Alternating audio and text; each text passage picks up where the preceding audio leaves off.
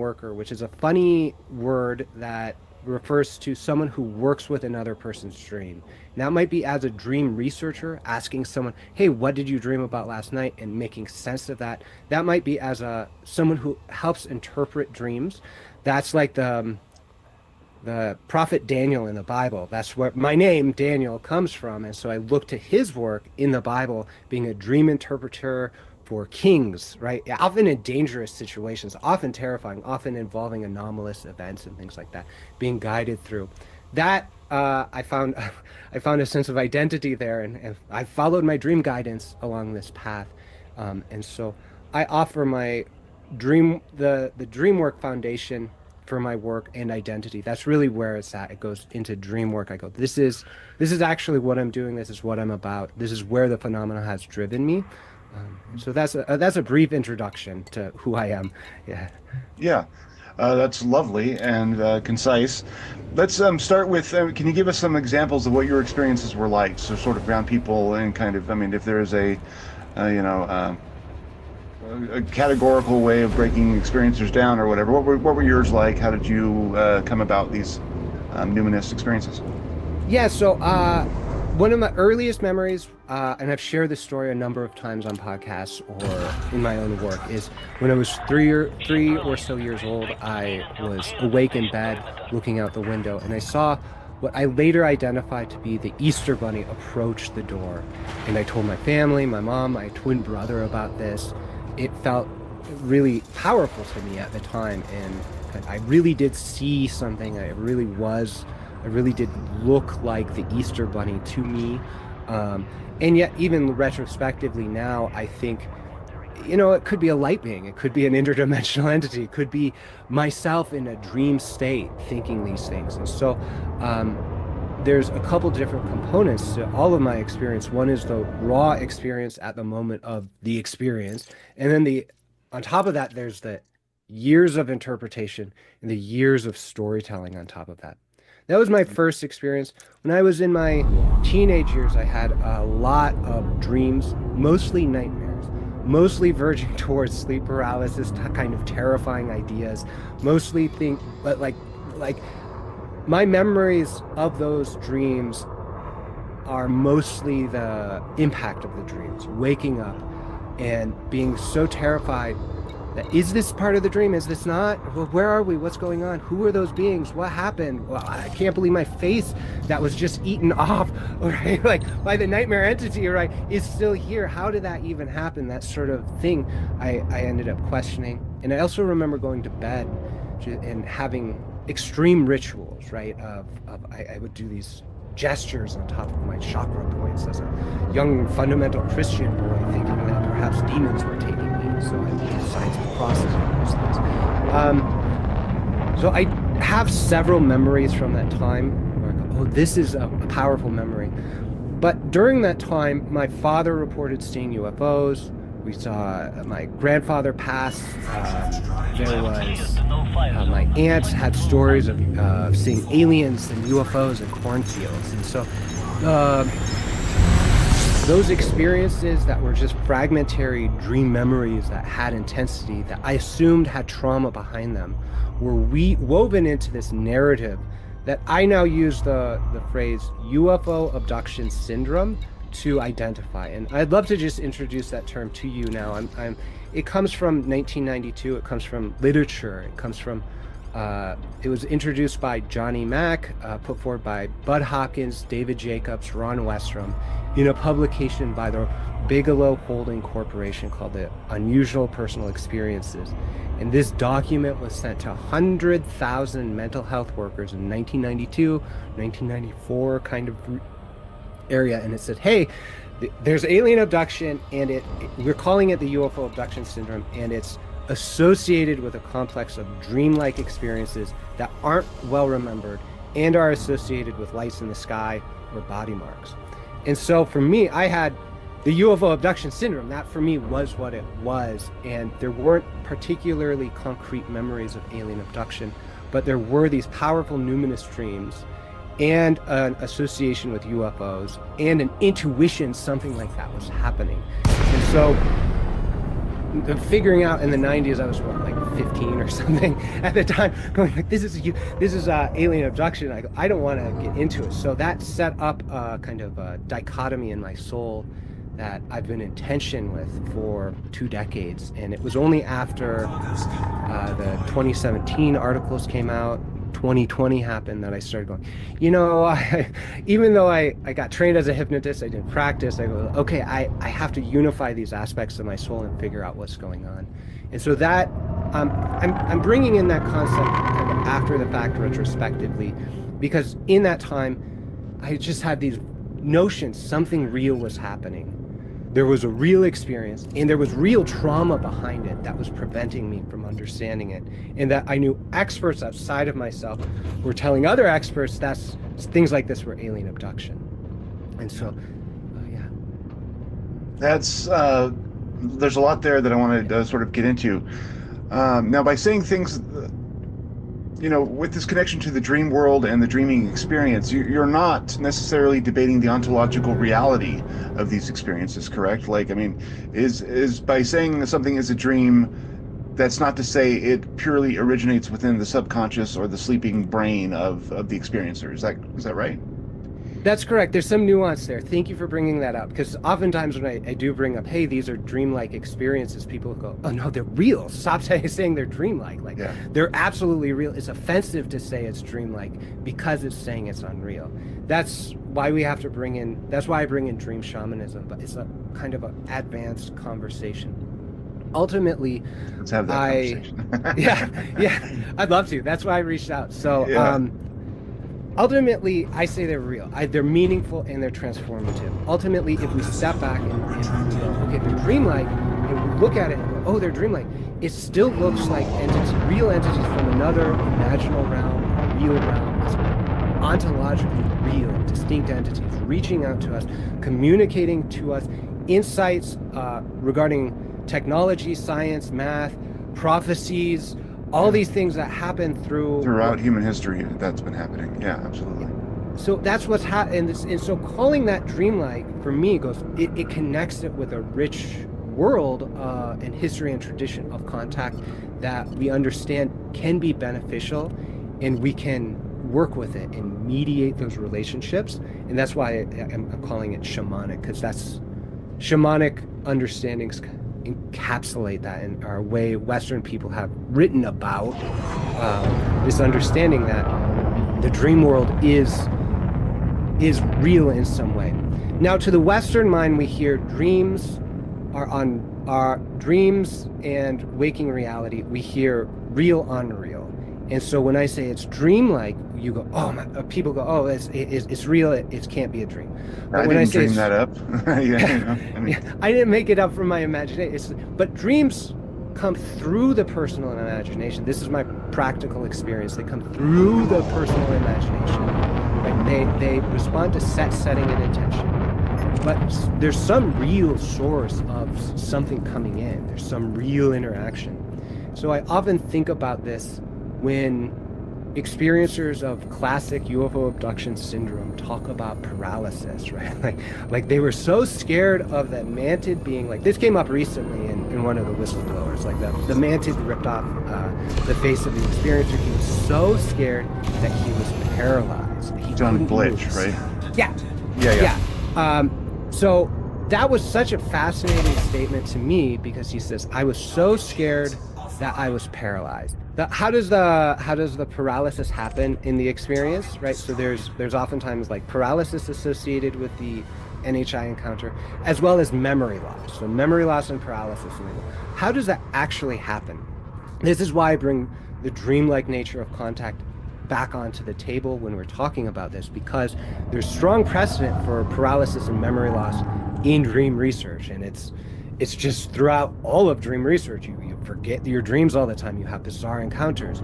The qualities of high strangeness that Jacques Vallée has mentioned in his papers are the same qualities that dream researchers use to describe the bizarreness factors of REM dreams. So REM is rapid eye movement dreams. That's where we have most of our dreams.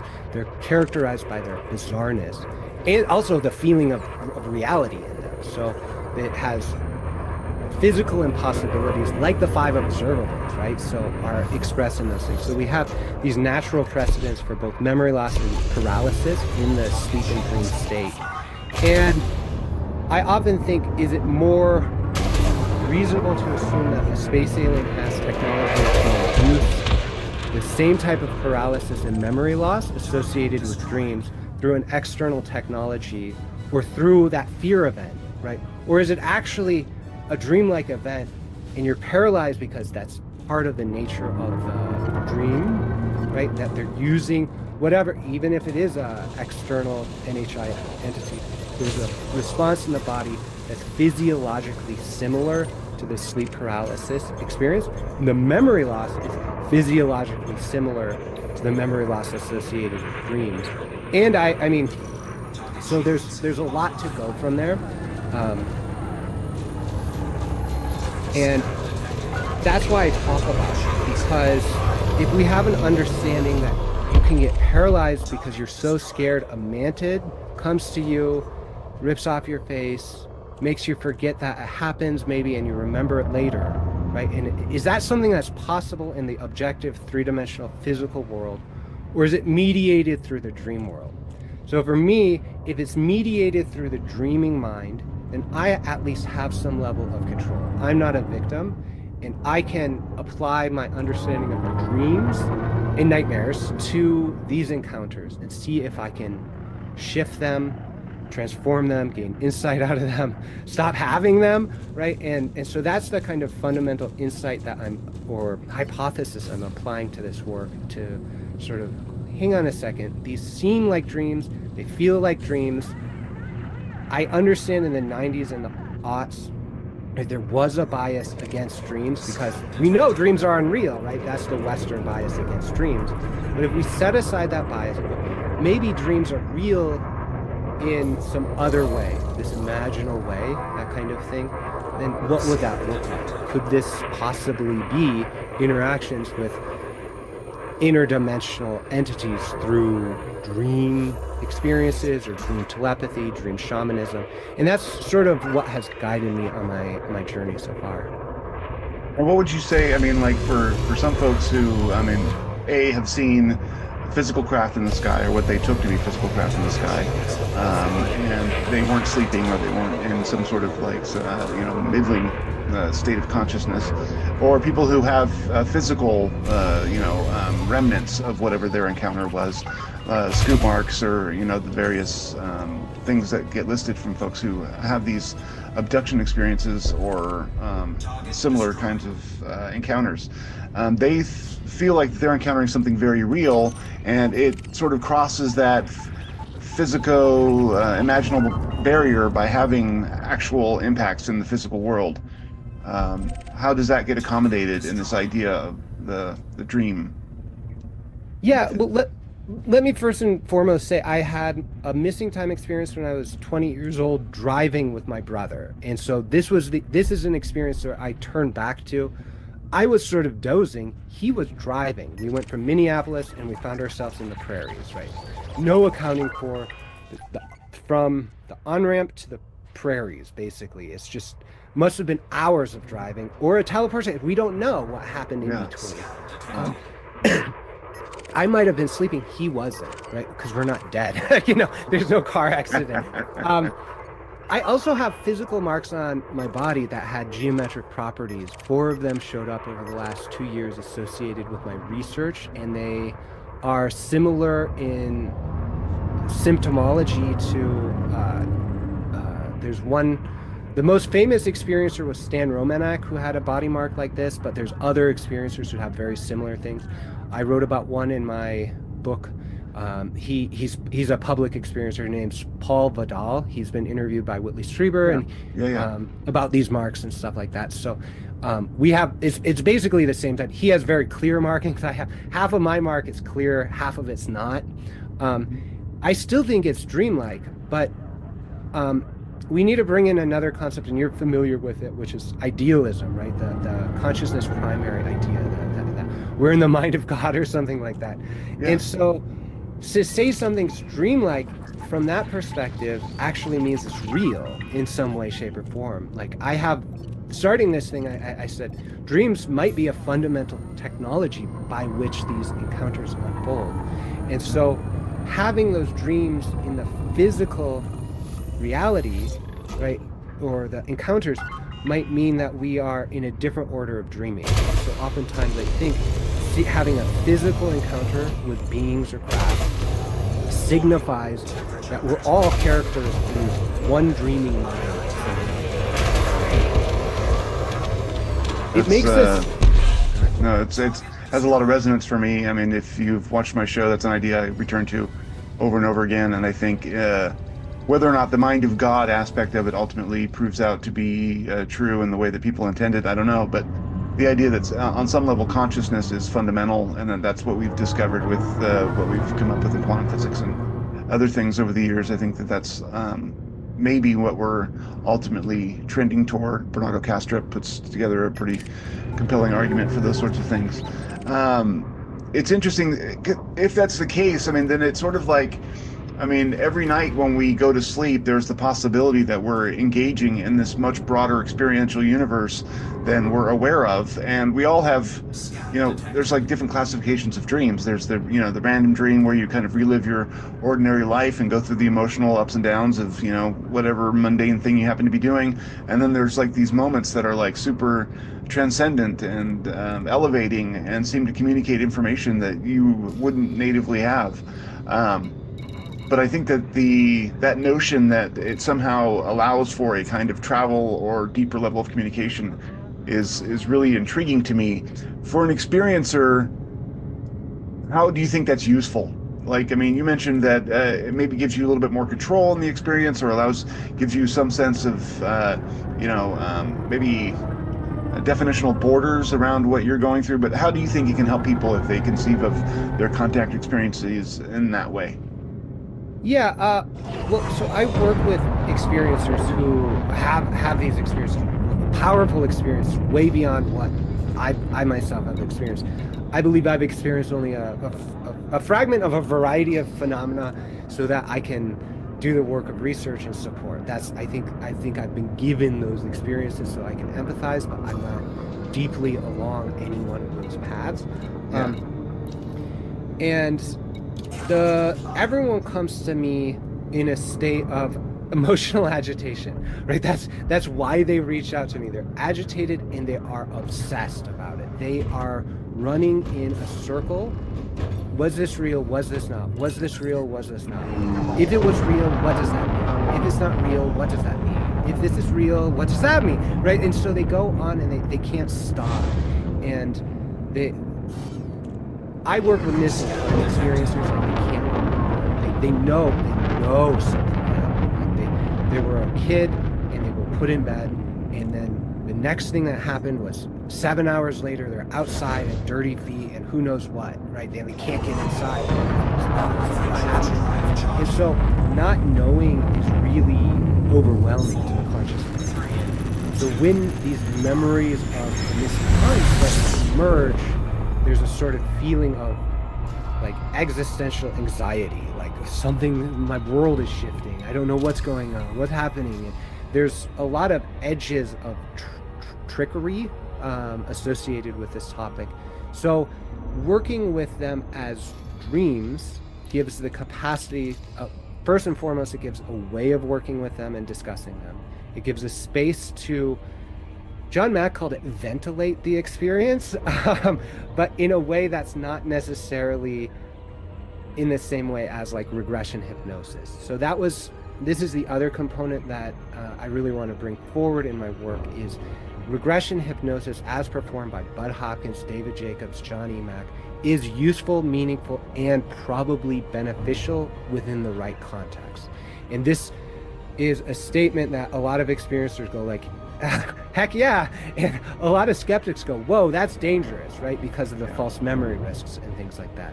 And this is the knife edge I talked to you about in a pre-interview call where I'm trying to going to say, yeah, that was useful and meaningful, all of those regressions, even if they were performed with leading questions. even if they had kind of, unless they're extremely coercive, I think they're beneficial because it's natural. And this is my hypothesis that the regression hypnosis is a natural shamanic interaction that if we were in any other culture, you would have a encounter like this. You talk to a shaman, this is how we work with it, right? And you never have that going, is this real? Is this not? So having another being who is a conscious observer who has gone through these kind of reliving experiences with a dozen, 100 other people going, you're not crazy. This is normal. It's fine. What happens next? Gives us space and time to have that ventilate. You feel validated and you have a capacity then to relate to it like a dream. And so, like a dream, there's certain things with dreams, right? Like they are sources of meaning, healing, and insight if you see them as such. And that's one of the interesting things. And that's why my work is kind of complicated in talking about, because dreams respond to set, setting, and intention like psychedelic trips. So if you believe your dreams are meaningless and unreal, they usually don't show up as meaningful and real. You think they're meaningless, they're not sources of insight, you will not treat them like sources of insight. But if you have those attitudes or shift your attitudes towards that, then your dreams start to be more meaningful and real. Similarly, you can learn to work with your dreams, like through lucid dream practices, cognitive behavioral therapy stuff, and that can shift the dreams. This is particularly like around the sleep paralysis experience, why I want to talk about it, because it's so confusing. Everyone's really oftentimes just confused, scared, and they think these real things, they physically real, taking their bodies. It's like wild to think that people are going through that experience all the time. And you could just go, you don't, there's so much more. These things could be sources of inspiration, like dreams have been through our culture, right? Like back in the day, people would have dreams about science and politics and take action, and it would be innovative. And so Yeah. rather than being stuck in this kind of fearful moment of, does this work? Is this real? What's happening? We could shift as a culture to really honor these as dreamlike, but and honor them as sources of transformation, innovation, inspiration. Yeah, it's sort of like treat them like a visionary kind of initiation or something along those lines. I mean, when you talk about shamanism, it's interesting that, I mean, for the bulk of human history, there has been this mechanism for integrating these things and to try and draw important information out of them, and then also use them as part of the narrative of becoming for individuals. Like they would have some sort of experience, and then if they were working with their shaman or whatever else, there would be sort of this narrative building or contextualization that would occur. And we've lost that ability. I mean, there's islands of it. I mean, if you have a Jungian therapist, or if you have some good friends who are very kind of plugged in or whatever, I think that you can still kind of recover some of that.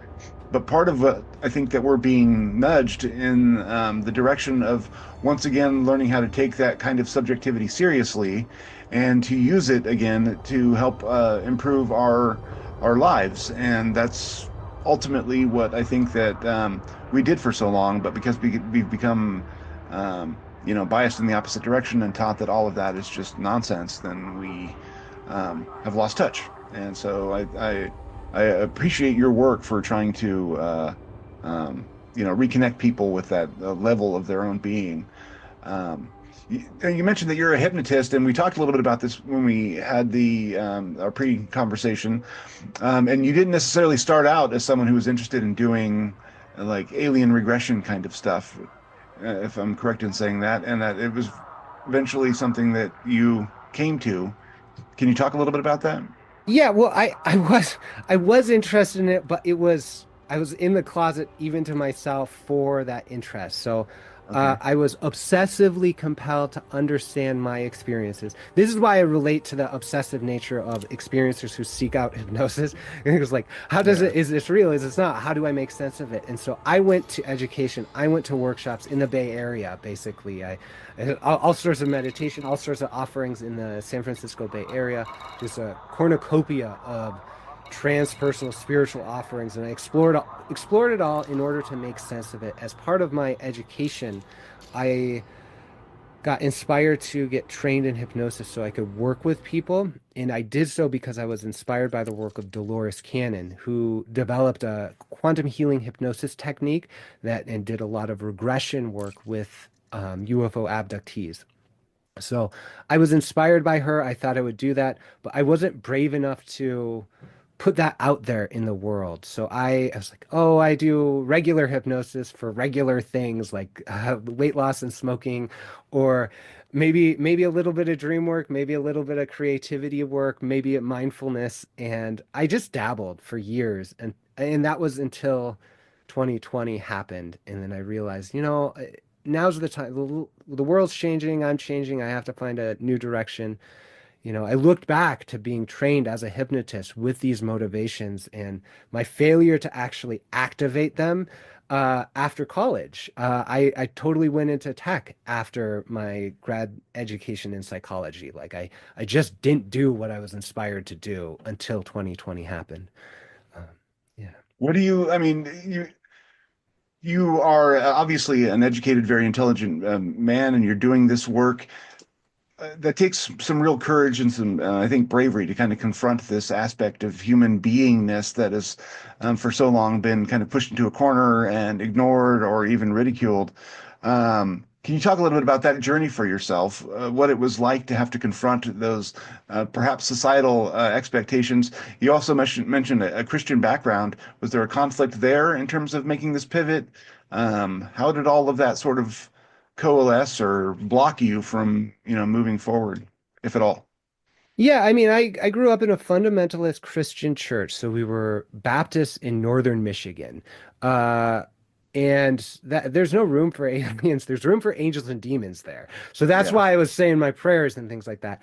I started reading books when I was 16, going through the library, and that's where I encountered a lot of UFO lore and things like that. So I started realizing there's something more, and I went into science. I thought, oh, I'll be a scientist. There's ways of understanding the universe, and I realized that's ultimately, scientism is sort of a false way.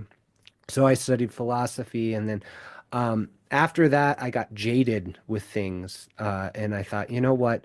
There's no end to the pursuit of truth, but the experience of beauty and creativity is immediate and knowable, and there's no debate. It's a subjective experience, and so that one insight is what brought me forward. And that insight was held within the study of Wassily Kandinsky, the modern painter, Oh, who was father of modern art. He was a landscape painter. I did landscape painting, but he shifted over to modern abstract expressionism in the context of he was inspired by the theosophical movement. So he has all sorts of spiritualist notions. And like his idea was that the artist should be a priest and should go beyond the limits of mainstream spirituality, have mystical experiences, oh, come back and share that through their art. And so the people consuming the art will consume some of that reality, the beyond reality, like Christians consume God in the Eucharist. So the art is like the Eucharist, the yeah, artist is like a priest. And so I said, I took that really seriously. And this will all reach back to how I ended up doing the work I'm doing, yeah. because I ended up doing a practice when I was in my early 20s that started driving me forward, which was plain air landscape painting. I would go out into the forest and field and I would use oil paints or watercolor paints to paint the landscapes. But then I would go back at night and I would have another cycle of art, and that was involved with an internal landscape. And so I thought about going, instead of going outside, I'm going inside. How am I going inside? I used meditation, I used dreams, I explored astral projection, and I expressed what I experienced in those moments through my art.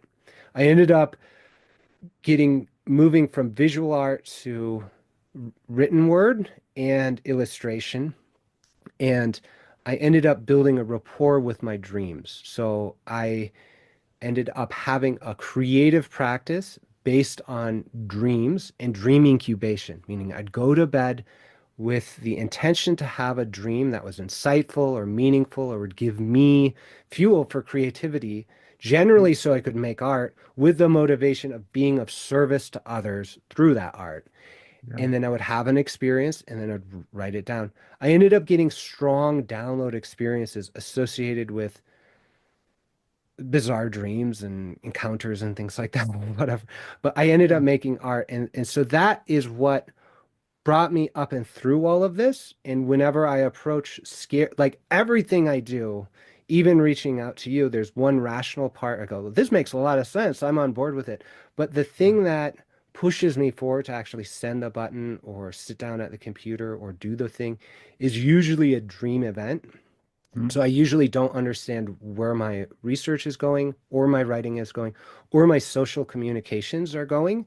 Mhm. I usually found that I take those actions early in the morning after I wake up from my dream, but before my ego mind is like super engaged in censoring. Yeah. So in that way, I approach these topics that would normally terrify me with faith in the my relationship with the dreams and Yeah. how dreams guide create my creative practice.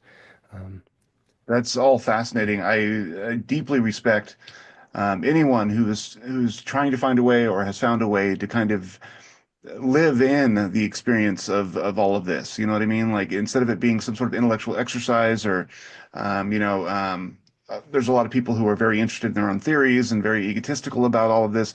But it sounds like you're trying to explore and find ways of interfacing with reality that's guided by some of these subtle experiences and obviously your encounter with the dream world. And I just want to say I deeply respect that. I mean, I, as someone who is kind of trying to do that same thing where I do my own explorations and that fuels how I approach my show and who I talk to.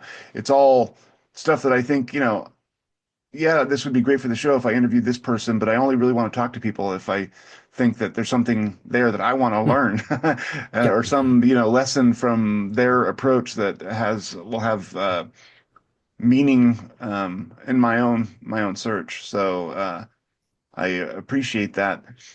One of the things that people have been talking about, I don't know if you have you heard of Ray Hernandez? Yes, yeah. Yes, they put together the survey of experiencers, and they published several books, and they talk about different contact modalities, which I wrote include. I wrote an article, the lucid dreaming as a contact modality for the a greater reality, And you did. the volume. Yes, yeah, that's in Oh part wow. how I got into doing a lot of literature reviews related to these topics. Is Ray asked me to do a literature review on lucid dreaming as a contact modality for that book, and then sort of went, "Oh my God, there's so much in this world," and looking through the other authors and things like that. So that was a really kind invitation from him. Yeah. Yeah. Well, that's fascinating, and that I'm even more interested to hear what you have to say about how dreams relate to those other contact modalities. Are they all windows into a kind of dream world, or is dreaming one more aspect of this way that people can sort of perforate reality and get beyond to something deeper? Yeah, that's a great question. I believe my personal understanding is dreaming is a sort of archetypal experience everyone goes on, and so there's a when I say it's dreamlike, I'm meaning there's a sort of movement of spiritual consciousness associated with it as well. So ultimately, I think all of the contact modalities, right, are looking at different aspects of a very similar phenomena. Um, in the literature history in the early 90s and even as early as like 1975 with a scientific proving of lucid dreaming, there's references to ET and HI contact in those experiences. So these are not abduction researchers, they are legitimate dream scientists in mainstream academia going, this could explain alien abduction. This can explain UFO abduction syndrome. There's papers written on it. There people know about that as early as 1975. So there's a strong connection between them. Um, I think it's interesting. I was the only person that in those books to write on dreams as a topic, kind of that like everyone else sort of cast them aside as a sort of maybe they're unreal. I think everyone thinks of dreams as nocturnal hallucinations that happen at night, sort of process the roast beef sandwich you had last night or whatever. Um, but that's one aspect of it, right? And there's many, many other aspects of dreams that are fascinating and not really well understood. So to say it's like a near-death experience makes sense to me, but we still have to bridge that. There was work in the early 90s around that I would turn to again, but Yeah. And it seems like, I mean, at various moments we're having, I mean, you mentioned intention set and setting. Like some dreams are profound and obviously meaningful to the recipient, but other dreams aren't necessarily the last half of that roast beef sandwich or whatever. So it's like at certain times it may be a contact modality or a window to something else, and other times it may just be sort of processing the subconscious, mental detritus that we all kind of accumulate through living. It's You mentioned that lucid dreaming had been scientifically proven, and you mentioned also astral travel. One of the things that the Theosophists taught was that when you're asleep, your consciousness goes somewhere else, and that is connected with what they consider the subtle bodies and astral travel and those sorts of things. Have you come to any kind of conclusions in your own thinking and research about those sorts of things, or um, not? yeah, I believe so. My personal belief is that there is a human skill that you could develop, most people could develop if given practice. Just like Mhm. running is a human skill, you can run a century, right? Like 100 miles. If you wanted to, you would just have to practice and do it, and it's hard to do it. I think the projection of the soul out of the body and the perception of objective information is possible. So that's remote viewing by way of astral projection or whatever, um, is possible and verifiable, right? Like so you could project and see the thing that was written up over there that someone hid in a double-blind study. You could Yeah. do that, but it's sort of like your participants would need to have a certain level of skill. The people that proved lucid dreaming happened did so when they went into lucid dream states and moved their eyes and we were able to record their brainwaves and things like that, verify they're in dream state, and they move their eyes in a predetermined pattern. Basically, it'll go, okay, that means you have control over it, that means you're dreaming, and things like that. So there was objective proof. The actual proving of that took a long time and it took a lot of effort, and each attempt of one of the guys that proved lucid dreaming, this is Alan Worsley in 1975, he would spend hours trying to have a lucid dream, and if he failed to have a lucid dream, sometimes because space aliens or robots would surgically operate on his body in what he called an ultra real realm of, I don't know, like transcendent terror. He used like beautiful language around it. And I was like, wow, this is a beautiful passage. Um, so he, I think of him as like a marathon runner or a century runner. And he says it takes that much time, right, to get into these states and it's hard to do. But there was the fruits of his labor is the objective proof of lucid dreaming. And so I think we could do that with astral projection out of body work. We're just not there. And that most of the skeptics have a very kind of, I think they call it a straw man argument against these things, where it's like, oh, you can't read this thing or like tell me what the security lock is and get into my thing or whatever. So Like, of therefore you're course not this there, or yeah. hogwash. Yeah, yeah. So yeah. It's like that with most of science, though, around these topics. It's like it's not possible, so therefore it didn't happen. And if you say it happened, then you're obviously lying or, whatever. Yeah. The as an experiencer myself, my dreams have been teaching me about the nature of lucid dreaming. Like I have the dreams that are associated with the geometric body marks I mentioned, the more powerful entity encounter dreams,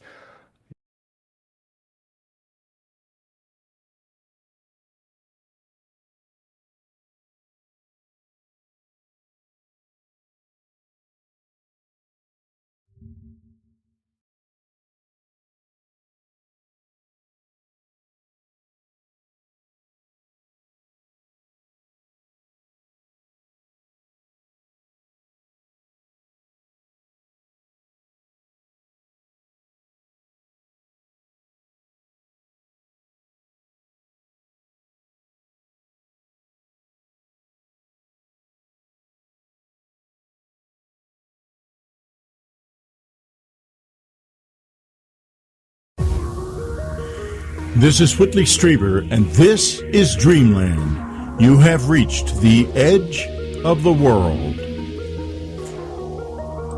Welcome back to Dreamland. I'm Kelly Chase, guest hosting for Whitley Strieber. And today, we're diving into one of the deepest and most mysterious questions at the heart of the UFO phenomenon. What if this mystery is not just about visitors from other worlds, but about the very nature of death itself? Whitley's dearly departed wife, Anne Strieber, after reading thousands of communion letters from experiencers, famously said, "This has something to do with what we call the dead." That insight has only become more relevant as we begin to unravel the connections between UFO encounters, near-death experiences, altered states of consciousness, and ancient myths of the afterlife. Could it be that the beings that we call aliens are not from distant planets, but from a realm much closer, one that we eventually all enter? Joining me today is Joshua Cutchin, an author and researcher whose work challenges us to rethink everything we thought we knew about the paranormal. His book, Ecology of Souls, A New Mythology of Death and the Paranormal, makes a compelling case that UFOs, fairies, cryptids, and even psychedelic experiences may be different facets of the same mystery, one rooted in the soul's journey beyond death. Josh was also featured in Cosmosis, UFOs and a New Reality, the docuseries I wrote and executive produced alongside director J. Christopher King. And speaking of Cosmosis, I'm excited to share that the UFO Rabbit Hole podcast has evolved into the new Cosmosis podcast, with Jay joining me as co-host. Cosmosis is where we push past the surface of UFO and paranormal discourse, exploring the mysteries of reality itself with an open but discerning mind. It's a space for deep conversations, groundbreaking research, and a re-examination of the narratives we've been given about this phenomenon. And in the first 2 episodes, we talked to experiencer Courtney LaFall, whose story touches on many of the themes that Josh and I discussed in this episode today, including the connection between the UFO phenomenon and the afterlife. I hope you'll check it out. Without further ado, here is my conversation with the brilliant Joshua Cutchin. Well, hi, Josh. Welcome to Dreamland. It's so great to see you. We haven't talked in a long time. I know, it's an absolute pleasure to be here. Although it feels like I've seen you more recently since we were kind of on screen together for Cosmosis. And as we alluded to shortly before we hit the record button, I adore it. I am absolutely gobsmacked by how it came together, and it's exactly what we need right now. Even if I wasn't in it, I would still say those things. But just the idea that we're having media that moves immediately, or at least very quickly, past those initial questions of, is this a thing or not? I think is really important as we continue to go through this time period, whatever it is, where these things are becoming more and more evident. What we need now is a closer interrogation of what these things could be. One that's also stripped of dogma, and that's just exactly the niche that I feel that Cosmosis slots into very well, while also, spotlighting experiencers, which is what the entirety of the phenomenon is about. So just big slow clap for what y'all pulled together. Yeah. Thank you so much, Josh. That means so much, especially coming from you. And we're already working on season 2, and we'll definitely be hitting you up about that because we'd love to have you involved with that as well. So we'll have to talk about that offline, but I think you'll be excited about where season 2 is going. So all right. Amazing. Well, I'm so excited to talk to you today and to dive into what has become really one of my absolute favorite books in the whole field, which is Ecology of Souls. Could you, for people who aren't familiar with your book, and hopefully they'll go out and buy it after this, could you give them a little summary of what is Ecology of Souls? Why is that the title of the book? What drove you to write this book, and sort of what is the core thesis? Well, that should take us past the half-hour mark. Right? My work's done. So there are a couple of different approaches that I take when writing books. One of them is to really sort of take a closer look at things that kind of make me a little bit uncomfortable, things I don't know what to do with or how to nest into my understanding of the phenomenon.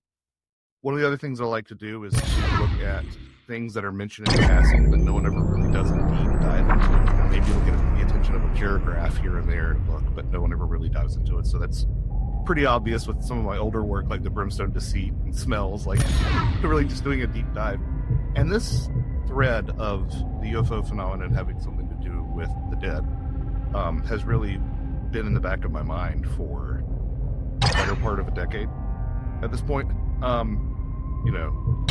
Part of it was things that Whitley would say that he had observed that Anne had noted about what we call death.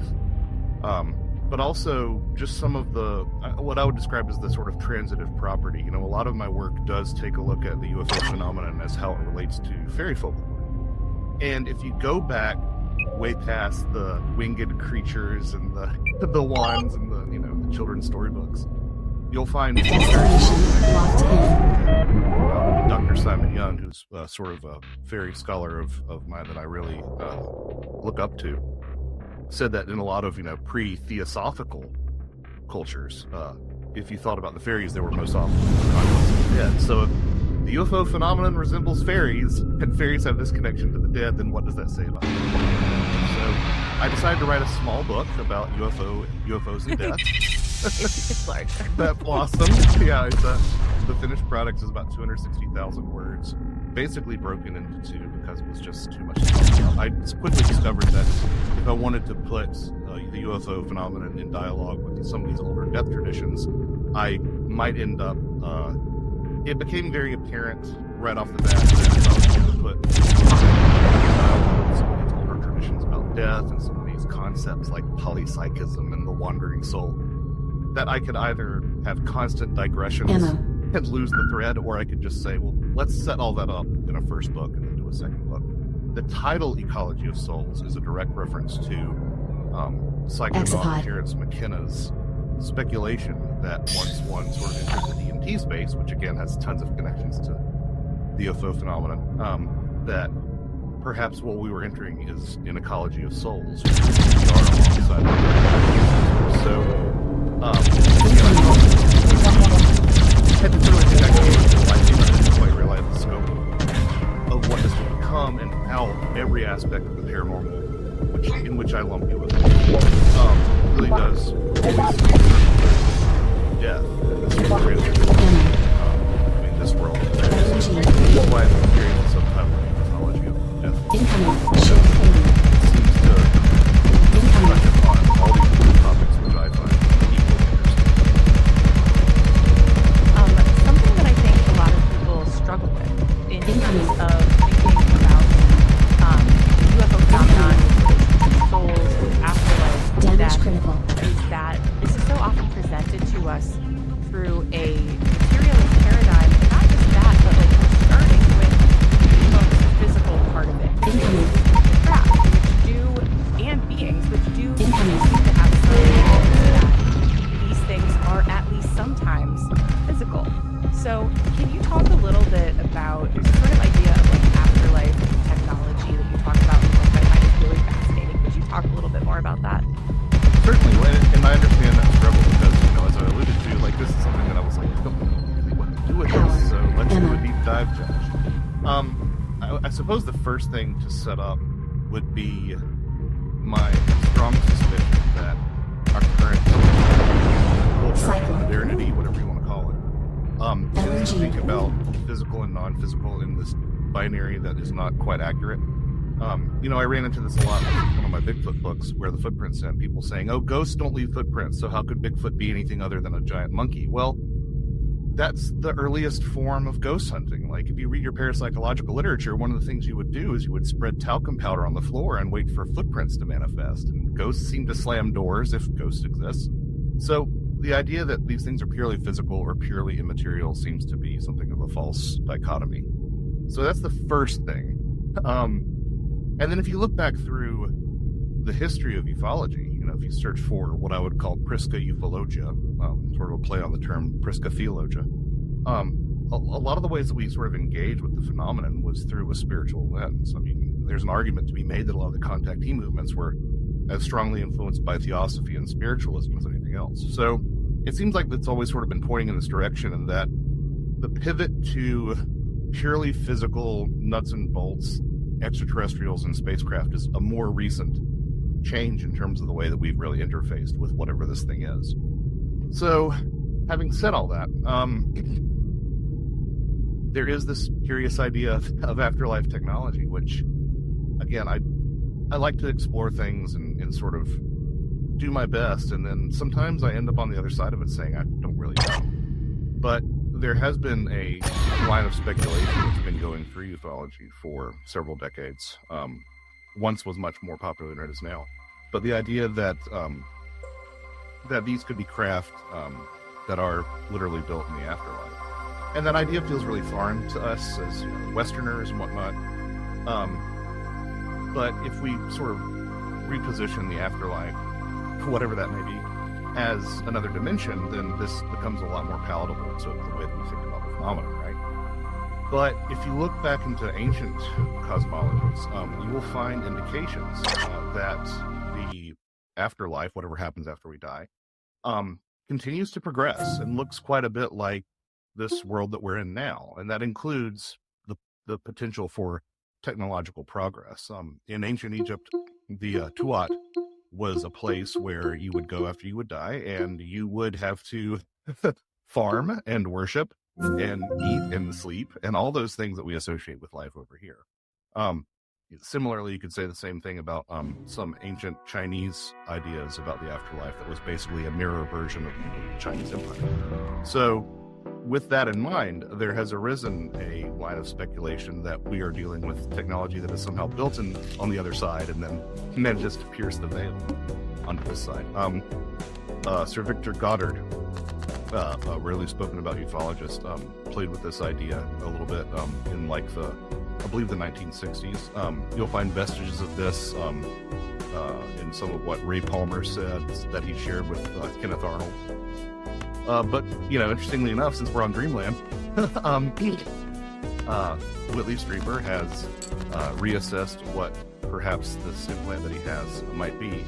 And one of the things that has come up is that it was actually a device designed after the death of Constantine Raudive, famous EVP, electronic voice phenomena pioneer. Designed after Raudive's death by Raudive to actually allow communication from the other side of the veil.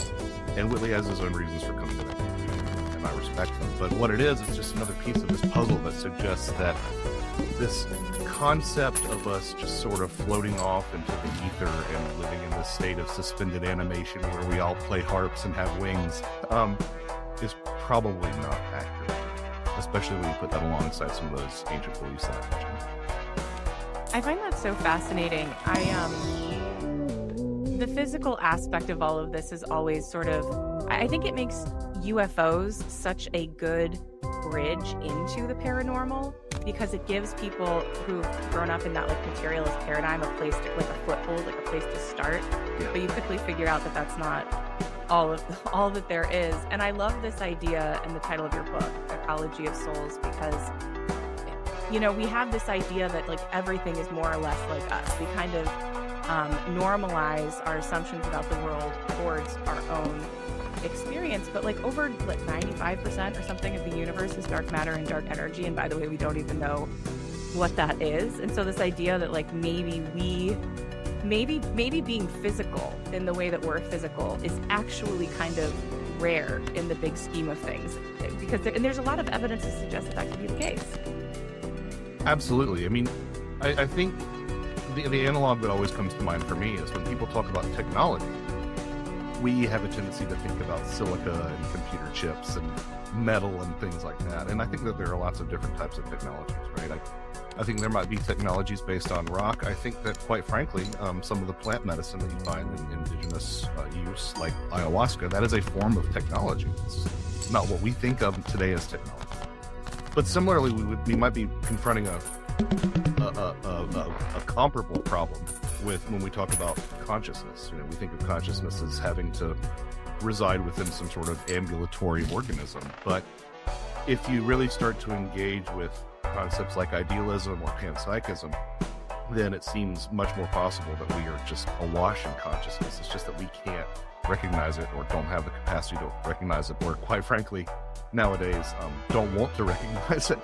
But I really resonate with some of those ideas because it does ascribe agency to places and to things like weather patterns and whatnot, which, again, I don't know if that's true or not, but it certainly results in a more enchanted worldview, and I think that's an important thing as a lot of our structures seem to crumble around us, to realize that the world has been and forever shall be enchanted, and that's something that we as human beings on this planet have every right to engage with and seek solace from. Yeah, I completely agree. So when we're talking about UFO encounters or, abduction encounters, or the things that we're more familiar with kind of in the UFO space, what is it about those experiences that people report that has structural similarity to things like near-death experiences and that sort of thing that gives you a reason to believe that these things are related? Oh boy, well, this will take us past the other 30-minute mark. Easy questions only here. No, well, so I mean, this is a thread that I wanted to pick up on and see how far we can take it. So I would supposedly I would say that the first thing is that transitive property, the connective tissue between the dead to various UFOs. The second thing I would say is the way that UFO experiences have been compared to shamanic initiations all across the world. The work of the late Simon Harvey Wilson and the wonderful folklorist Eddie Bullard has really shown that there are quite a few similarities there, which makes perfect sense that Kenneth Ring would come along in 1992, I believe, and make comparisons between the UFO experience and near-death experiences, because in a lot of circumstances, shamanic initiations could be a walk to or past the threshold of death, and you come back with certain abilities and powers. So this is all starting to become internally consistent in my mind. I've heard some criticism of Ring's work. I recently saw, relatively recently saw someone saying, well, if near-death experiences and UFO experiences are of the same character, then why don't we see more aliens in near-death experiences? And it's like, well, number one, we do. But number two, the more salient issue is the fact that we're so conditioned to view aliens as greys, and that's just not the case historically. It's not the case internationally. There's an argument to be made that not only do the occupants of UFOs often look more like average human beings, but they also take the form of beings of light. And both of those are staples in near-death experiences. So that really sort of betrays the bias that we have built into our assumptions about these phenomena. So you have all these connections. You have sort of the after effects that experiencers tend to have. Most famously, Dr. Jacques Vallée said that poltergeist manifestations after an experience were the rule rather than the exception. And that is entirely consistent with near-death experiences. It's entirely consistent with what we would assume from people who across different cultures would be called by a variety of names, but we might lump under the shamanic umbrella, right? So there are all these things that sort of add up to something about the experience, if not the same sort of experience, taking you to the same place, functioning by the same mechanism, something is there. And I feel relatively, convinced of that. There are also these little bits and bobs that you can find if you look into the phenomenon. The retrieval of inaccessible knowledge is part and parcel for all these experiences. Some of the sounds associated with them, buzzing sounds or the absence of sound, the Oz effect. You'll find in shamanic initiations, near-death experiences, UFO experiences, fairy encounters, a handful of cryptid encounters, although we won't go there today because maybe that's a little bit too far. You start to see these connective things, and that's where my heart really sings, is on this interdisciplinary, interconnected look at these phenomena. And then it gets even more profound when you start layering some of the symbolism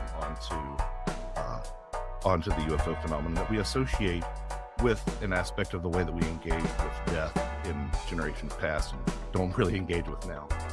Because the things that you can't talk about around on the dinner things you can't talk about around the dinner table are sex, politics, death, and flying saucers, right? It's changing, but there's such potency in this concept of psychopops, which were figures, deities, folk figures, sometimes natural phenomena that were charged with leading human souls from this world into the afterlife. The Grim Reaper is an example of a folk psychopomp. Anubis or Hermes would be deities, were psychopops. The sun and the moon were sometimes viewed as psychopomps. So that's an example of natural phenomena. Certain animals like dogs and horses and birds, including owls. If anybody is familiar with Mike Clelland's work, this should start to sound familiar and should start to see where I'm going. And even Carl Jung himself, in his essay on flying saucers, which literally might be the best book on UFOs, I think, in my humble opinion. Briefly in passing mentioned the idea that UFOs might be viewed as a sort of psychopomp. And sure enough, if you start to sort of dig, you get some basic similarities that I can't seem to shake.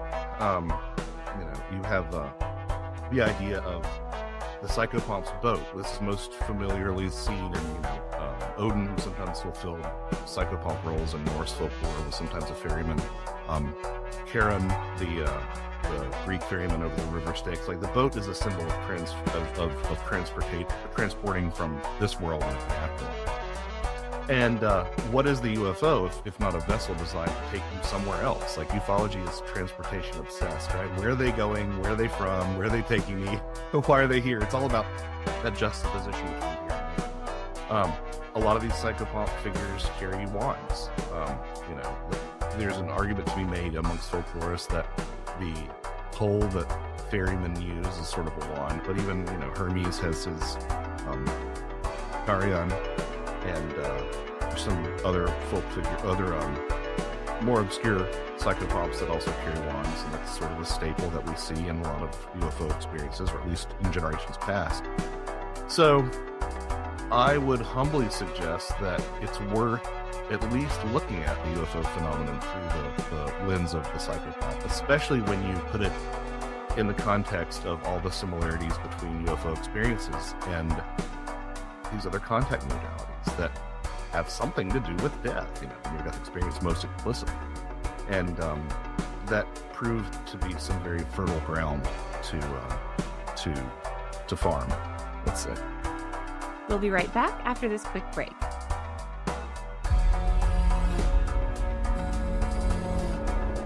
What I saw that night, I can never forget it.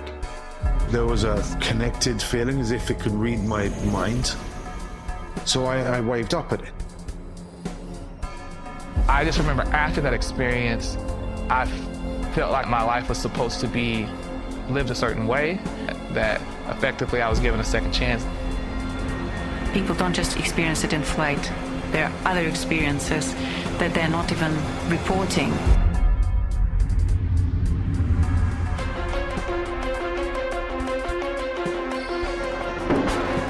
There is an extraordinary conversation going on about UFOs and technology and weapons, but not the experience, not the actual experience of being face to face with this. I think when somebody sees a UFO or has an experience of one, it kind of forces you to confront what your belief systems are, how you feel about things, how you feel about other people, your place in the world, and how big or small it is. A lot of the stigma that surrounds this subject has to do with the manufactured campaign, an institutionalized campaign to keep people from talking about it, especially scientists. If you're confused and you're lost, it's because the people who do this are great at their jobs. They've been perfecting this for decades. They're not craftsmen of disinformation. They're artists. The fact that we're not alone in the universe, it's paradigm shifting. It's huge. It could be the biggest story in human history. So why aren't more people talking about this? We don't need to wait around for the government to give us the answers. The UFO phenomenon is part of our reality.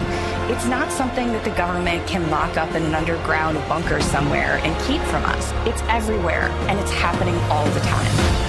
If you look at the history of humans, you're going to see that it's a history of engagement with non-human intelligence, because a lot of people believe in non-human intelligence. I think it's very difficult to talk about the strange stuff, precisely because it's so strange. We're living in a little corner of the world, just a little corner of it that we call reality. We need to turn off the lights, open the door, and walk out of this little house we live in, and then we're going to start to see something real.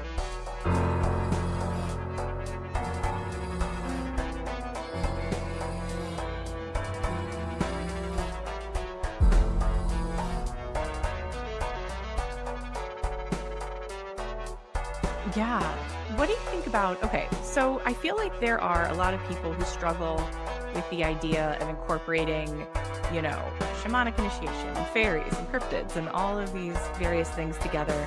I mean, even just integrating the kind of like progression in the more modern lore from the Space Brothers to the Greys and beyond. It does seem like this is a phenomenon that has a lot of similarity in structure and content, but like the manifestation of it or the interpretation of it or however we want to think about that ends up being very different. And I actually find, and I know you do, like that's the most interesting part of it. It seems like that's not the end of the question, that's like the beginning of the question. And so maybe we can talk a little bit about like what are the different theories that are out there. We don't have answers about why it is that these things, while they stay so consistent, also vary so much in their details across cultures and across history. Well, you know, I would agree with you that I sympathize. You know, part of what led me astray from the extraterrestrial hypothesis to begin with, before I was even really heavily invested in the topic of UFOs, was the multiplicity of manifestations that they take. Honestly, at the end of the day, I'm a person who can say, okay, I can believe that a race is visiting us, but when you get into, you know, some UFO dictionaries having thousands of different races of aliens, that sort of complexity shifts me away from that being the answer. Whereas if you look at a phenomenon that takes many forms, a thing, the capital T thing, right?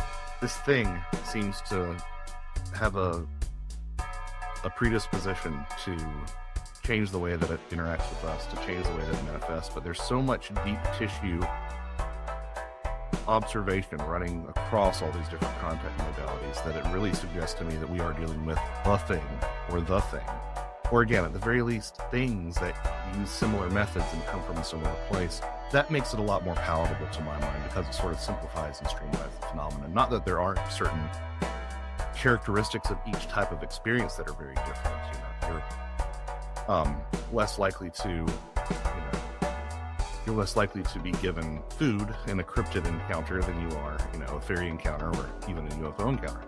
But there are these deeper tissue things that seem to link all these things. So that's where I've always come from. Now, as to why, that's a really good question. You know, I've had an evolution myself from taking a look at the UFO question and saying, hey, it looks a lot like the fairy stuff, to eventually being like, no, I'm pretty sure it's the same thing, because, you know, for me, implants were the thing that really sealed the deal for me, because there is an antecedent for that in the fairy blast, where the fairies would hit you with a gust of wind and put a foreign object under your skin that whenever it was, you know, taken out was always something mundane. I'm like, that's a really close comparison to the alien implant thing. So that was what tipped me over in that direction. But I don't think that the fairy pageantry was really replaced by UFO pageantry. I think the UFO pageantry was just added to the repertoire of masks that are used. And I would suspect sometime in the near future that we might see something similar with the incorporation of AI imagery into the phenomenon. Like, oh, no longer is it, you know, aliens coming down to take us away. It's the AI bots are coming from their underground server base and they're coming to take us somewhere, you know, that sort of thing. But also, you know, the structures of these craft change and manifest. I think we just saw a sea change with that. Honestly, I've been predicting for a while that the Tic Tac village was going to have people seeing drones in the sky, or associating the UFO phenomenon with drones more heavily. I think the last year's sort of paid that off. But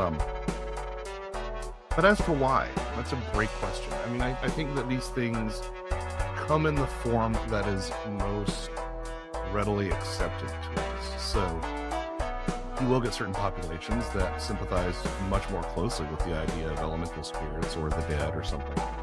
And that, I would suspect, might be what they tend to see, unless for some reason they need to be shocked out of that paradigm and see, you know, something that aligns more closely with the UAP thing. You know, shades of Relay's control system. But I do think that there's some reciprocity, some sort of dialogue that happens between our culture and our expectations and the way that these things are shared.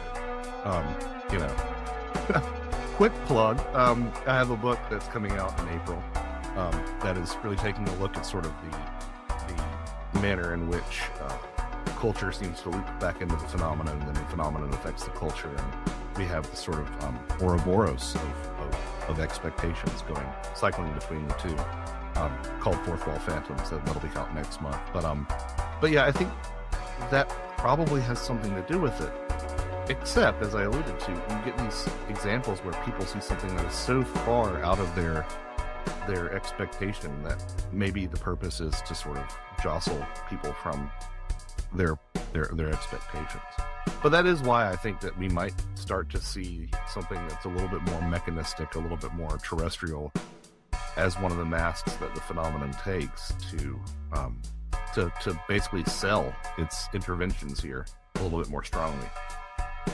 Yeah, I find that interplay so interesting because it does seem like there's something that is, in the classic Passport to Magonia style, like something that is putting on a mask of some kind or trying to meet our expectations in some way. But there also but our expectations also do seem to play there seems to be this kind of back and forth relationship with it that seems to suggest that, like, as much as we like to think of ourselves as purely physical, that whatever this other realm is, that like we have more than just a foot in it, that we seem to have some kind of a real connection to it. Yeah, I would add to that. I mean, I think one of the reasons that I've found altered states of consciousness so compelling as a possible vehicle for interacting with this other space or this other intelligence is because it's very similar to what people experience when going on a trip, set and setting. Your expectations do seem to play a role in the way that those manifest, so why not in the way that these other phenomena manifest? And to your point about having a foot in that door, there was something that I said at the event in New York City back in 2023 that I've played with and finessed and incorporated, but I really do strongly suspect that ourselves and the UAP, the genuinely anomalous UAP, I should say, are mirror images of one another. I think that we are predominantly in the physical with an important component that is psychic. And I suspect that, UAP, UFOs, a lot of these phenomena are predominantly psychic with an important component that is in the physical. And I'm not saying that to downplay the physicality of the phenomenon or the psychicality of ourselves, but what I am saying is that when I wake up, I generally think about the way my body feels, as opposed to, anything in the psychic realm.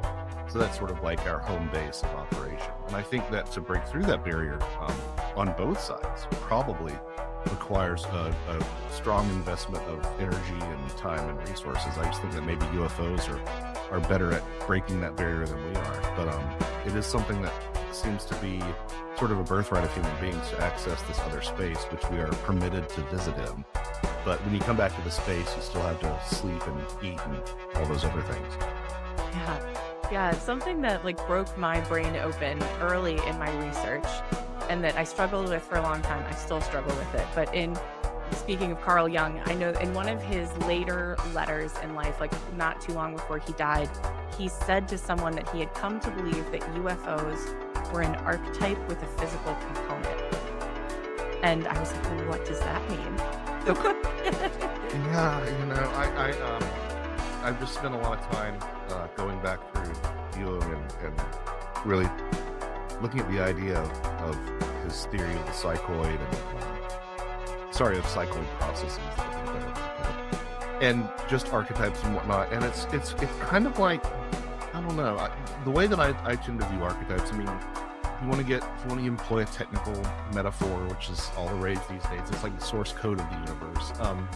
But for me, it's more like those things that are unambiguous, but can't really pin down when they happen or exactly what they are. But like I think like the transition from late summer to early fall. Like there's like a moment when you're like, okay, now it's fall. Like I feel this deep in my bones. And I think it's so. I think the idea of archetypes are so powerful, and I'm almost 100% sold on the concept, because once you know what to look for, you really do start to see them not only across media, but like in yourself and in other people. you're like, oh, I'm totally falling into this rut, this pattern. And so I think that it's less that the archetypes themselves are physicalized, but more that they, again, much like these phenomena we're discussing, they leave impacts on the physical reality. My favorite analogy that Jung employed for archetypes is that they're like a waterway that has over generations carved a deep furrow in the landscape. And, sometimes that river runs dry, but once water returns, like, it will find that pathway and continue down that channel. And I think what that analogy does is it allows for you to have these variations. Sometimes there are these little dead-end tributaries or rivulets that break off in different directions. But it also allows, quite frankly, for the development of new archetypes in the future to sort of be carved into the landscape, if we're to sort of take that metaphor more literally. And I think that, the UFO has played with a lot of different archetypal forms over the years.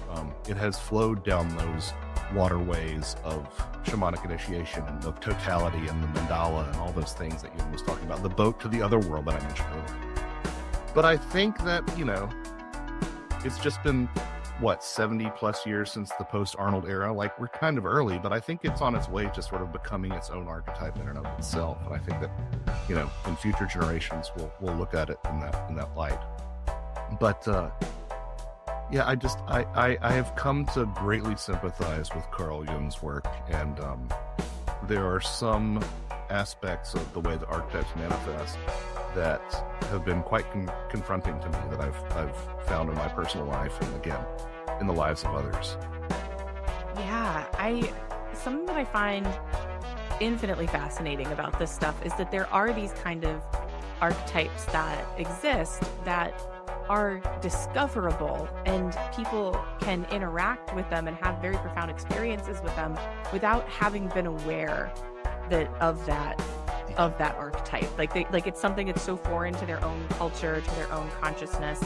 I even thinking about somebody like Chris Bledsoe, and that he encountered the lady who had a lot of sort of like archetypical connections to like Hathor or something like that. And so and it makes you, I grew up with a father who was a Jungian psychiatrist, but I'd always kind of approached this idea of archetypes as something that was like very much just out, like in the non-physical, very hypothetical, kind of like, but that these things are discoverable by people who don't have access to that part of the culture is like very compelling to me. Yeah, I think to sort of put a pin in what you're saying, or to sort of flesh it out a little bit more, your approach, which I think is the approach of a lot of people, was historically that the idea of archetypes says a lot about the way that we interpret phenomena as opposed to the actual manifestations themselves, right? It's like, oh, we're noticing this suite of trends, and maybe we're sort of, but yeah, you do run into people who have these interactions or have these outgrowths of cultures that they've never been invested in. Part of the reason I sort of slid into home base there on the last set of questions is because there's an example from my latest book, and I'm not trying to make this into a promo for the upcoming book, but it's just where my head is at. I have a friend, who I trust, who had a friend himself who was a sort of rough and tumble member of a motorcycle gang, and he lost an eye and became a born-again Christian, and really sort of turned his life around, because that can be a rough lifestyle. But he also wearing a wide-brimmed hat and carrying a staff, and like he had 2 blue healers that would sit on either side of him. He used to volunteer to do therapeutic massage at the VA, and it's like, so you sacrificed your eye for wisdom, and you became a born-again Christian, but you're manifesting Odin. Like, you're 100%. And I've seen photos of the guy, and it's like, that's Odin. And my friend spoke to, not directly to him, but to his wife one time. Was like, have you ever noticed this and this and this and this? And it was just a blank. Like, what are you talking about? And that to me is such a clear and unambiguous version of exactly what you're talking about. People who have no experience with this, who probably, if they were told they were manifesting this, would reject it. Someone as a born-again Christian probably doesn't want to hear that they're manifesting the Norse Allfather. But it's there, and it's there for everyone to see. And I've noticed that too in my own life, and I think that these things can have sort of a predictive power. I didn't realize how much I was being a trickster around the Thanksgiving table until I started reading George Hansen. I'm like, oh yeah, I am kind of like needling people with humor and like trying to stay neutral on all sides while like provoking people into fights and stuff. And I'm like, oh, I was manifesting the trickster, and now I'm awash in the trickster as it manifests across the paranormal. And I think that these ideas are so powerful. They can be so powerful that if you really integrate them and you use them as sort of like, if you know what signs to look for, they can save your life. I mean, Fourth Wall Phantoms opens up with how archetypes and stories literally saved my life. That is, I can sit here all day and talk about UFOs and Bigfoots and fairies and all this stuff, but I've never experienced anything like I have that, where like, not only did this thing manifest in my life, but I see how it did, and the reason I'm here today is because it did. That's another level of, I don't need to be convinced of that. And once you pass through that sort of inexperience like that, you start to sort of engage with archetypes, in my experience, in a more literal way than like, oh, it's just sort of a template that sometimes we graft onto people. No, the template is there, and we find our way to it, not of our own volition or part. We're going to take a quick break, and we'll be right back. The Fourth Mind, Whitley Strieber's explosive new book. The first time alien anatomy, alien genetics, the alien brain, and the alien mind have ever been detailed publicly. Learn how they think. Learn what they believe. Learn what we mean to them. Learn when they are coming and why. Then, in Part 2, learn why we don't have powers like telepathy, levitation, and healing that they do have. Find out about the catastrophe that took our powers from us. Find out how we can regain them. The Fourth Mind, totally new, incredibly important. Get your copy today on Amazon. Available as a Kindle, hardcover, softcover, and an audiobook read by Whitley Strieber. Yeah, so my dad passed away about 20 years ago, and only in the last couple of years did I start looking into the etymology of his name during the pandemic, when all random rabbit holes opened up. But so his first name was Don, D-O-N-N. And I was looking up the history of that name, and it's actually the name of I believe even a pre-Celtic god in Ireland, who was like a god of death and like a psychopomp, actually. Yep. And also he was he was often associated with like not just the dead, but with healing, and also with like music.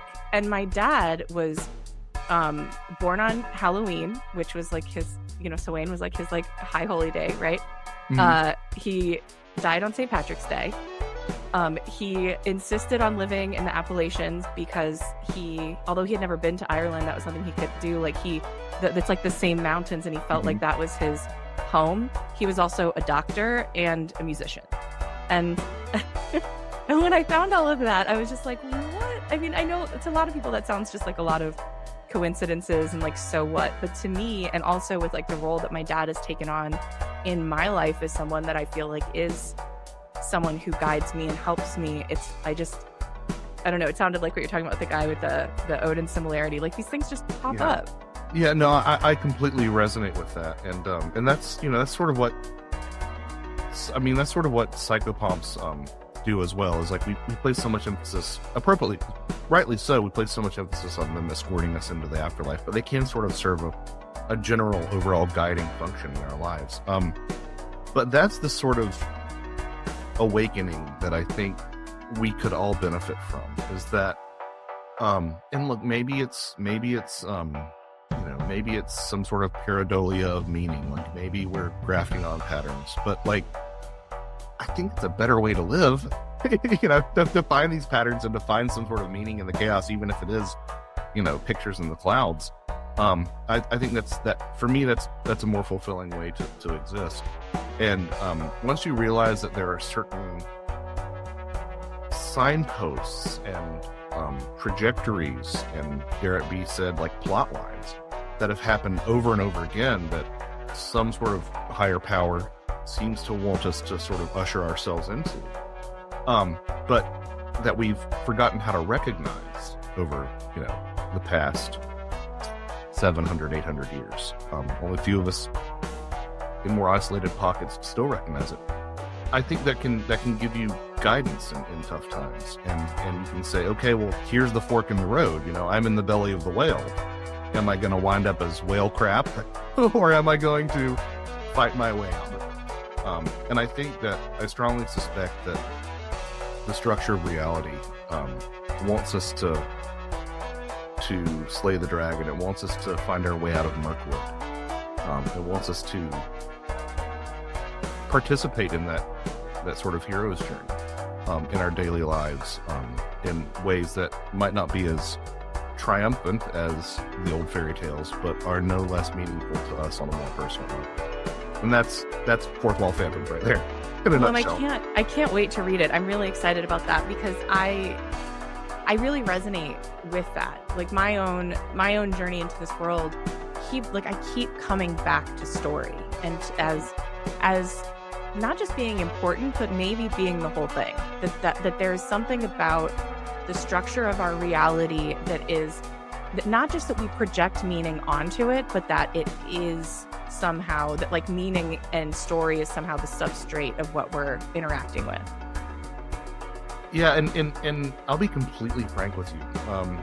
I'm kind of looking forward to having Fourth Wall Phantoms out in the world so I can retreat to firmer territory, because by the end of that process, I got into this place of like, I don't care if it's true or false. I don't care if this sighting was hoaxed or that was hoaxed. It's all, take it all in. There's something to be said for that. I think it's worth playing in those fields, but coming back to more grounded territory is where I want to spend my time. But yeah, as far as like an open-handed a concept that you hold with an open hand as opposed to a closed hand, right?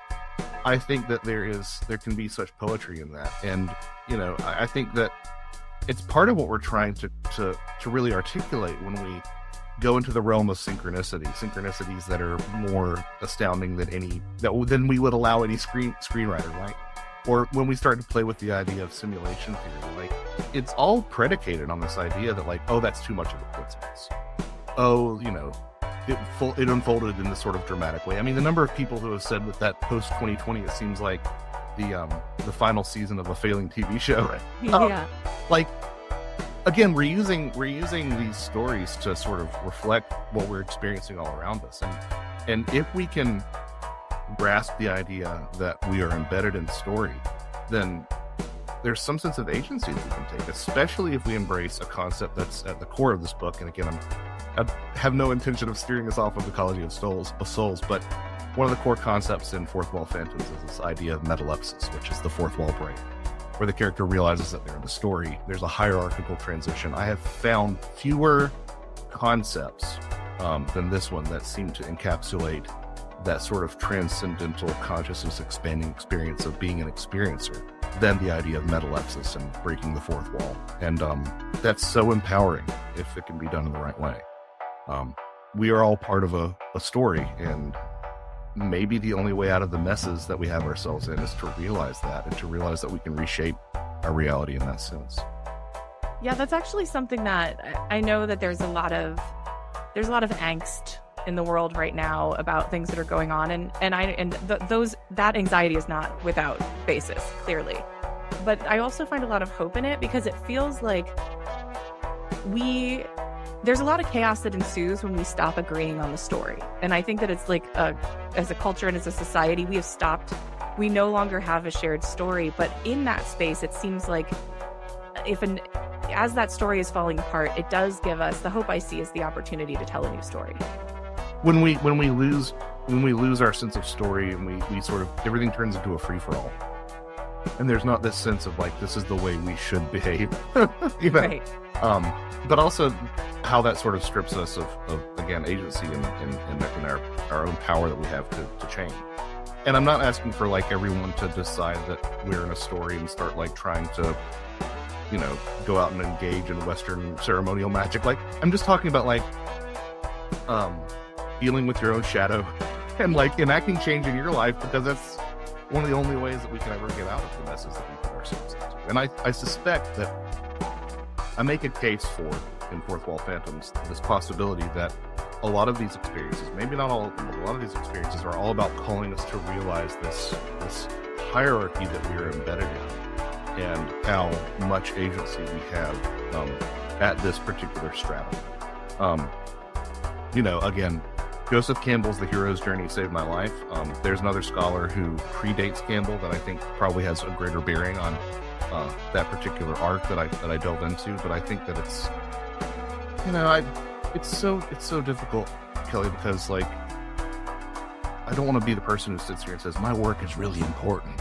Read my book, buy my book, it's important. But like, I do feel like this particular book that's coming up is important because it has bearing on stuff besides UAP and UFOs. And as much as I love UAP and UFOs and cryptids and spooky stuff, being kind to each other, making a better world for ourselves and for our children and for future generations, like that's really the most important thing, I think, in this reality. And so I think there might be the hint of a blueprint for that. So yeah, and I think that's where the work leads, right? Like, it's like UFOs are the portal in.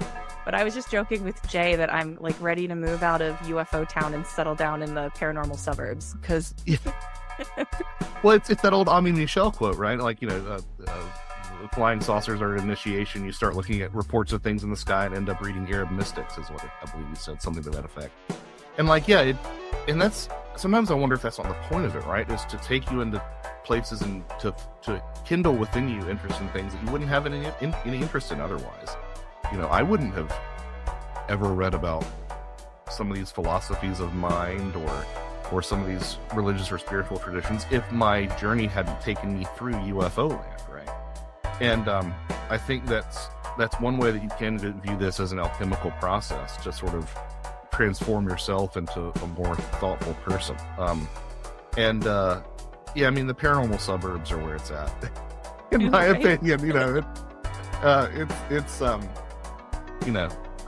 As I've said before, like I will entertain the possibility that we've been visited and may still be visited, but I think a lot of these experiences, as you alluded to in Cosmos, are about human potential and about these sort of deeper questions that are not about propulsion systems and anti-gravity and stuff. I mean, that's just that, to me, that I'm not trying to disparage anyone who finds those ideas really compelling, but to me, they feel like dead ends that end in, military contracts or something. Like, that's not what my day-to-day experience on planet Earth wants to be like. I want to think about these bigger questions.